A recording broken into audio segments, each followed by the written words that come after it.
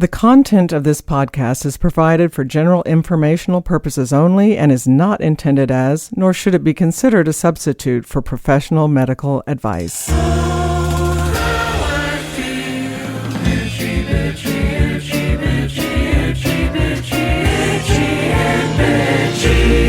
This is Karen Nickel, family nurse practitioner, in for Itchy and Bitchy, a podcast answering health questions that you may have but have been afraid to ask.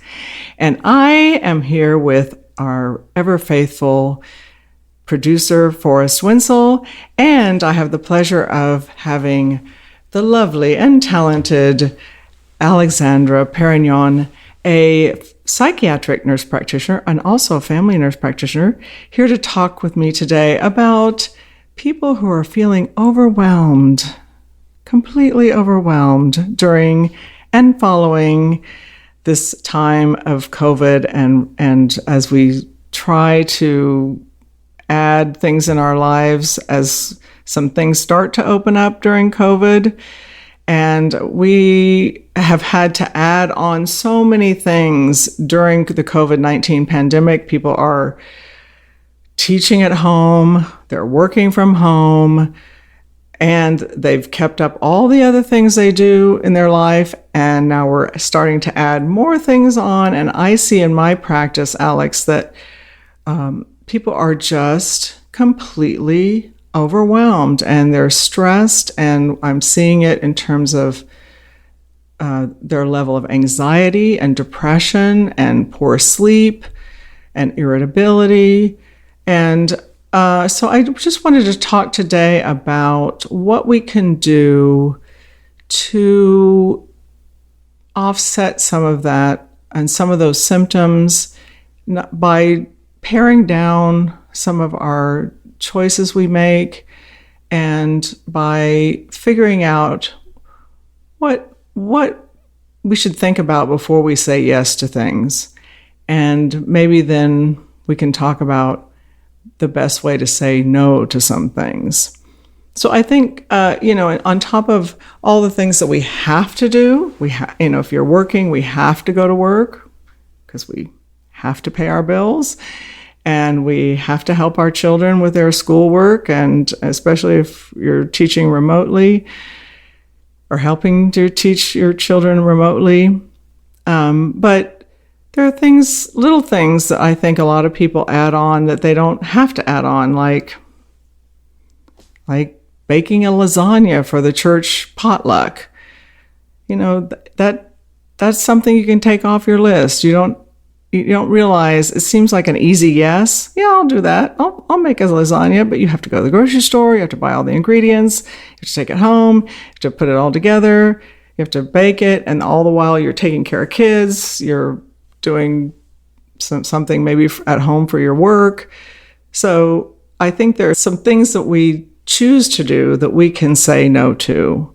Do you agree with that, Alex? Well, sure. I mean, baking lasagna is an ambitious task. Yes. And it's also something that you could possibly, if you really want to do it, and it wasn't too expensive, you could go to Sam's Club or Costco and buy one that you pop in the oven and present that and go, here we go. You don't have to feel bad that you didn't bake it, but you did present it. And, when you're talking about producing food for a whole bunch of people, it's not practical to think that you can sometimes do the things that you would like to do. And you know what? Sometimes somebody else may really want to do it. And that particular time, maybe you're the person that wants to say, I'll bring the iced tea. The iced tea. See there? You can always bring the iced tea. Sweet and unsweetened.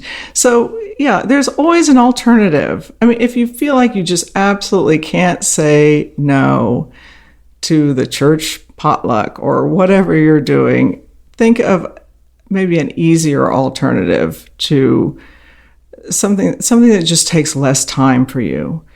And also, I think that you really need to figure out, what's the priority. I mean, obviously like I said, you have to do your work. If you have a job, you have to take care of your kids. But, what about those meetings? Do you have to be on every committee known to man? I mean, do you have to be on every committee? Not if you can avoid it. I mean, I'm as guilty as anyone. I mean, well, you really are, because you do a lot, and I'm actually pretty good at avoiding a lot of those things. But and so how do you do that when people are asking you about join this board, join that board? Sometimes I've joined them and then I'll get out of it later.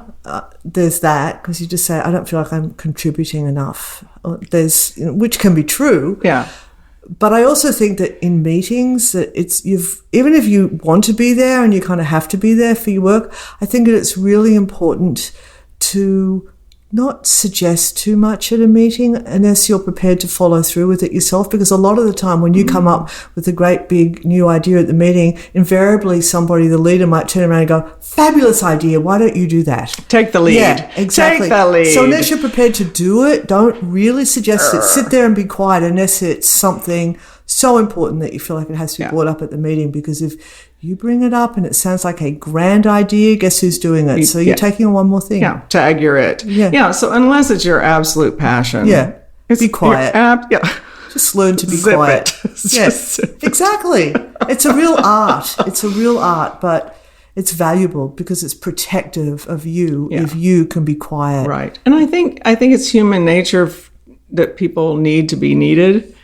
I mean, I think we want to feel like people need us to do things, and I think that's important, but you can also be supportive of other people when they feel that way. Right. So they're exhibiting that need to be needed, and you're seeing and go, that's a fantastic idea. Good for you, Marjorie. Go for it. You do that. But protect yourself. Yes. Yeah, I think that we tend to we tend to underestimate the amount of time that is involved in the things that we say yes to. I can speak for myself. When someone asks me, I think, oh, well, I can do that. That won't be so hard. And then you realize it's layered on to 5 other things that you have to do at that exact time, and then you get overwhelmed. So one thing to consider is before you say yes, say, let me think about that and I'll get back to you. And then you just don't get back to him. That's very telling. Well, that's one. It's not very reliable. I know. No, that's not something I you ghost support. Them. Yes, you ghost them. How lovely.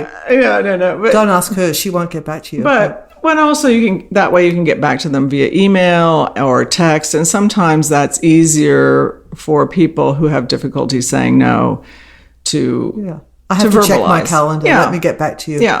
Oh, I just checked it. Can you believe it? I just can't be there that day. I'm going to be in Germany. Well, you can't say that anymore because we can't go anywhere. But you can definitely say, let me check and get back to you. Yeah, and I know people want to do things for other people. I get it. I totally get it. But, if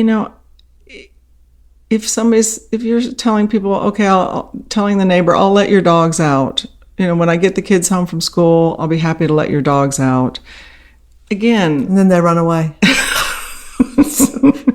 Well, and again, it's just, it might be 15, 20, 30 minutes, but it's also a time you're trying to, get your kids a snack after school or whatever. It's just... Yeah, but some things you feel mean saying no to. So that would be a tough one because this is a neighbour and it's a dogs and maybe you want a favour returned. So you have to be judicious in what you say no to. There's certain things that it's not hard for me to say no to. And I think practicing saying no is a really powerful thing. Just if your instinct is to say yes, try the opposite. Just go, oh no, sorry, that just won't work for me. And what on a super easy, like what would be an easy thing? I'm trying to think. Because I'm such a yes person, it's ridiculous. So what would be? Well, you just simply say, well, you see, when we were talking about this and you said, don't give someone an excuse because they'll work it out for you. I can't do it because yada, yada, yada. And then they go, oh, well, I can work that out for you so you can do it. So you don't want to give them the opportunity to work it out. So you just basically say, oh, it's not going to work. I'm sorry. And they go, why not? I go, I don't even want to burden you with why not. That could couldn't stop it. Well, that couldn't end it. Well, I guess that if you're practicing on how to say no, I guess you'd have to just pick something that seemed really easy for you to say that. You know what I'm saying? Well, like what? I don't know. That's what I'm saying. I can't think of something easy.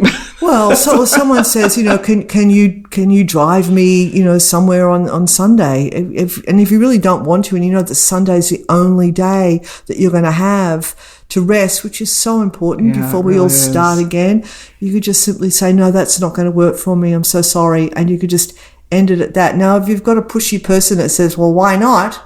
Then you block them. You just have to block people because you can't make it easy for them to make you say yes to something you don't want to. You just have to learn the art of blocking. Yeah.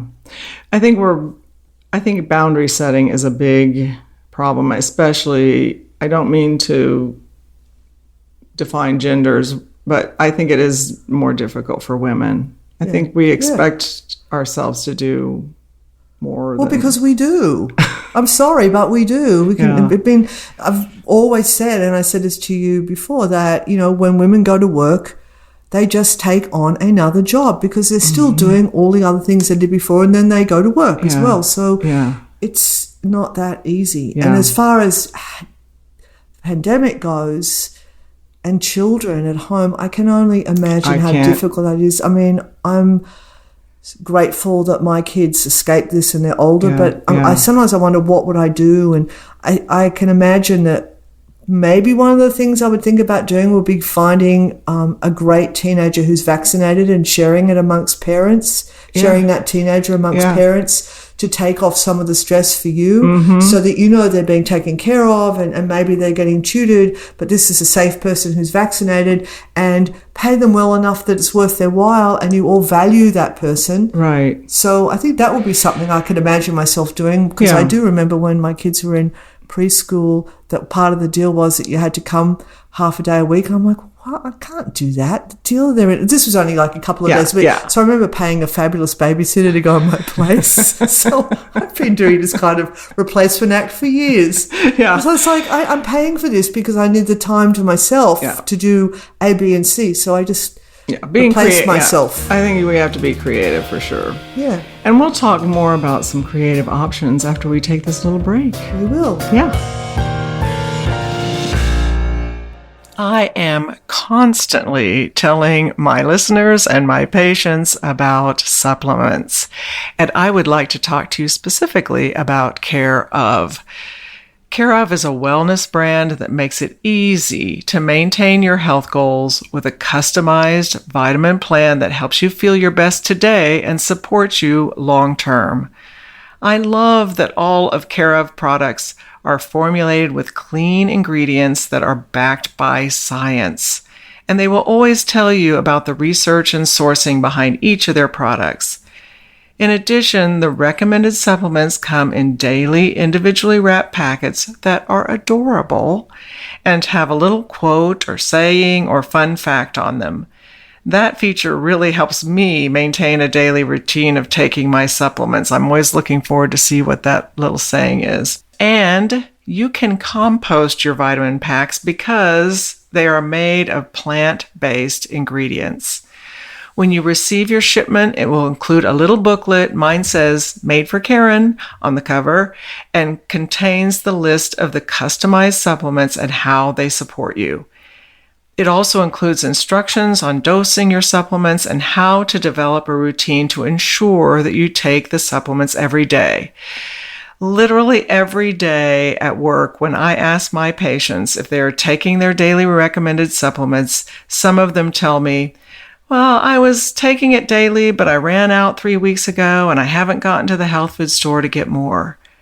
Care Of can solve this problem with a personalized subscription that is delivered to your door each month, contact-free, so you never have to worry about running out. I frequently tell patients that it is important to take supplements that are specific to their needs rather than grabbing supplements off the shelf that they hope will help them. Care Of's in-depth online quiz asks you questions about your diet, lifestyle, and health concerns to help address your specific wellness goals. Taking this quiz is like getting a one-on-one consultation with a nutritionist, all without leaving your house. You can adjust your pack at any time, and you can retake the quiz at any time if your needs or goals change. For 50% off your first Care Of order, go to takecareof.com and enter code ITCHY50. For 50% off for your first Care Of order, go to takecareof.com and enter code ITCHY50. Everyone wants hair that is voluminous, full, and shiny, but don't you want it to smell wonderful too? Function of Beauty's custom hair care makes sure you don't neglect the most powerful of your body's senses, the sense of smell. Function of Beauty is the world leader in fully customized hair care. They create your unique formula based on a short but thorough quiz to give your hair everything it needs to look and feel its best. Every product is sulfate and paraben free. They're vegan and cruelty free. And Function of Beauty fans are absolutely wild about the fragrances, and for good reason. Your hair has never smelled so amazing. Try tropical mango or sweet peach, or subtler scents such as lavender or rose or eucalyptus. Crisp Pear is my fragrance of choice. It is subtle with a touch of sweetness and a dab of freshness. I love it. If fragrance is not for you, that's okay. You can get unscented as well. So turn your beauty routine into an aromatherapy session, a tropical getaway even. Go to functionofbeauty.com/itchy to take your quiz and save 20% on your first order. That applies to their full range of customized hair, skin, and body products. That's functionofbeauty.com/itchy to let them know you heard about it here and to get 20% off your first order. functionofbeauty.com/itchy. Okay, we're back, and I want to talk about one way to take some things off your list of to-dos by delegating. And I know we always talk about delegating, and some people are good at that, and some people aren't. And is that something you're pretty good at delegating, aren't you? When I have to, yes. Other times I don't feel the need to, but certainly I feel like I could. I think my daughter's pretty good at it. Yeah?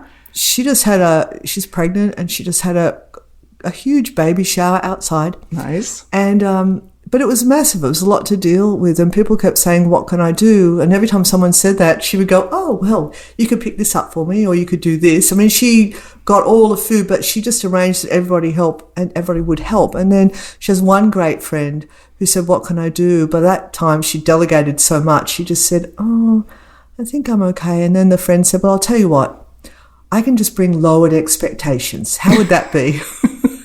She said, that's wonderful. Thank you. That's a great thing to bring. Bring lowered expectations. I love that. Yeah. So people need, maybe on invites, people need to put, please RSVP and bring low expectations. Exactly. How lovely. Yeah. What a great thing to bring. Take the pressure off. Yeah. What can I bring? Just bring low expectations. Yeah, I think that's awesome. That's perfect. But, there are some things that people can do. We were talking about how to say no. One way is, rather than saying yes or no right away, is to make sure to just give some space and say, let me get back to you, and then email or text back. And I think, again, what we talked about, don't give excuses. Yeah, there's certain phrases that should be avoided. Yeah, well, you have I think you have a pretty good list of those. Well, you certainly shouldn't go, I don't know, because that sounds like you might do it. So I would stay away from that. And you really shouldn't say, I'm not sure, because that means you could become sure, so they can still pounce on you. Or it's tough to say, and maybe I could, but I'm not sure. It's more definitive to say, let me check my calendar, because a calendar is a defined thing that you have. It's just not with you right now, but it's at home. That way you can muster up your die-hard, definite excuse when you get home if you're not good at it on the spot. Yes. Hemming and hawing will definitely keep you on the rope. Yes. You will be on the rope. You're still on the hook. You are right there. She's a definite maybe. Yeah. Yeah. We'll reel her in exactly. for sure. Yeah. She might definitely say yes. And kind of ways to decline. You can say, if you really are definitive in that moment, you can say, oh, unfortunately, I need to pass on this. You don't have to say why. You can just pause. Don't say. Just stop after saying that and just see what happens. If you have to go further, you do. If they say why, again, you just go, oh, I don't want to put that on you right now. It's too much. And another thing you could say is, I'm sorry, my friend, I'm not able to, or sadly, I can't. Or my famous one, which is, that's just not going to work for me. And then definitively, no, I'm just not able to do that. But just practice saying those things and putting a full stop to something rather than giving an orange light. Is it orange in America or yellow? Yellow. Thank you. Or giving a yellow light to maybe. I always sort of had to think about that. After you said that, I was like, is it orange? No. You can go through it or you can stop, Well, the other thing you can do, because I know for a yes person, it is so hard to say no, especially to people, you're close to, you care about.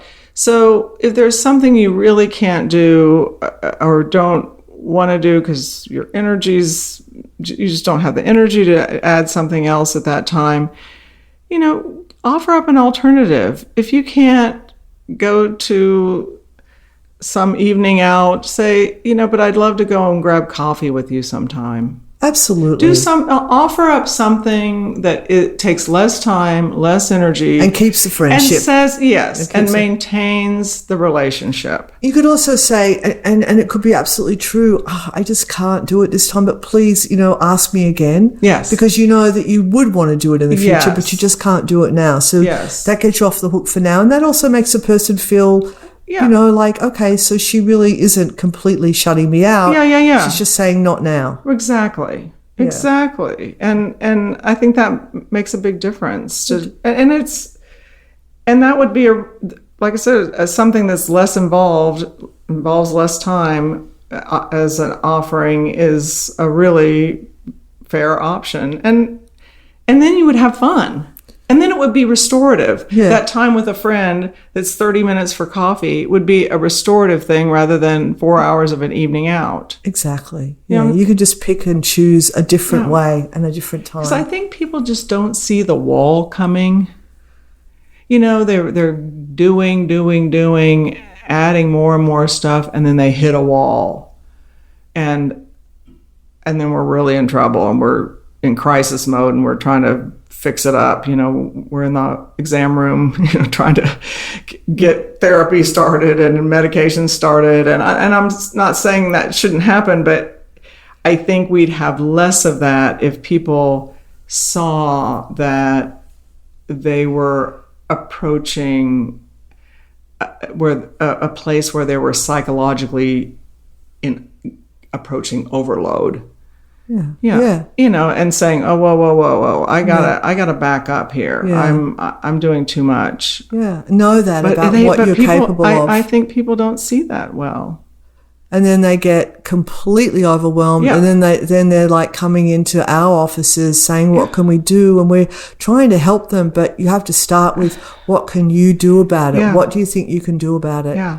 And start from there. Just to let them know that they're empowered to not actually have to say yes all the time. Yes, exactly. Yeah. And I think, honestly, having children at home during the pandemic has set a lot of women over the edge. That's just the final icing on a difficult cake, because you've got kids at home and you're working from home, and then you've got to get dinner together. It's a lot. And then the kids have been upset because of lack of playing with their friends, all that stuff that's happened. So it's a lot. So take something off the list. Yeah. And certainly don't keep adding to the list. No, don't. If you have, like I said, if you're serving on 2 boards and you're on this, that, and the other committee, and you're doing family and you're doing work. Sounds like you. Guilty. I know you do a lot. Guilty. You do a lot. But it's true. I can speak from experience, but I have learned, although it's taken decades, I have learned when I am hitting a place where it's like, you know what, I can't do that. I have to say no to that. I just can't do it. Yeah.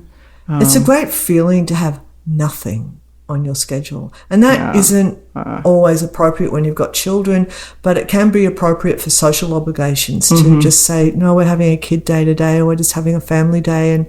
And you know, that just means we've done too much lately.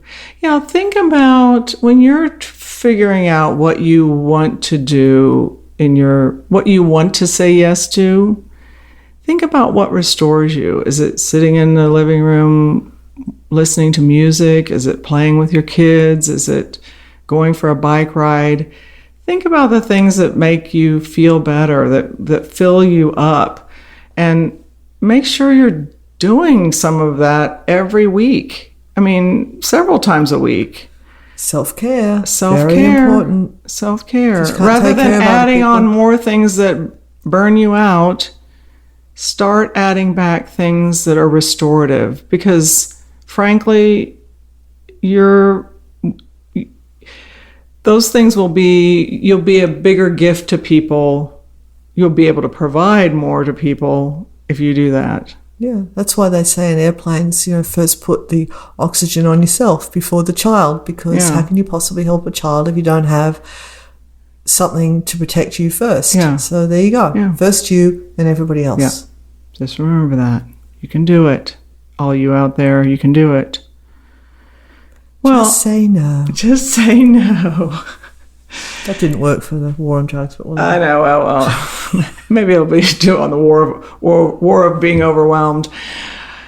But Alex, I thank you so much for being here today to talk about saying yes to things that restore us and saying no to things that overwhelm us. I think we all need to work on that, make that part of our life mission. And I agree that I am the first to need to implement those things. Well, we all are, but the great thing is that we have knowledge about why and how, and not just necessarily having to keep going and saying yes all the time, because you know that it's not good for you. But at the same time, you do a lot of self-care stuff as well.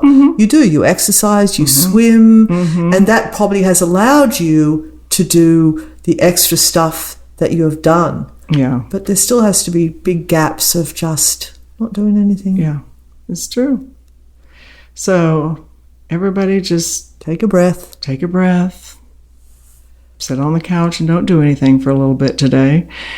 And I want to thank Alex for being here today. I want to thank Forrest Wenzel, our producer and composer of our theme music. Remember, you can hear his music on Apple Music or Spotify. Just put in his name, Forrest Wenzel, and we will plan on talking to you soon. And remember that your health is in your hands.